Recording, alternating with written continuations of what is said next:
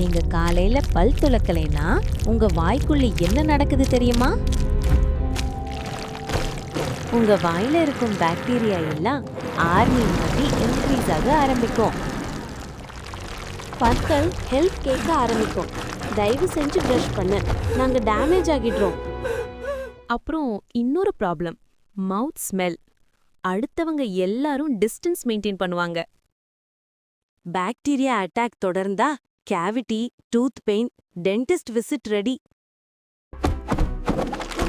ஆனா ஒரு ஹீரோ வந்தா இந்த ப்ராப்ளம் எல்லாம் டிஸப்பியர். அந்த ஹீரோ யார் தெரியுமா? உங்க டூத் பிரஷ் தான். Daily morning and night brush பண்ணுங்க. You kept us so clean. Thank you.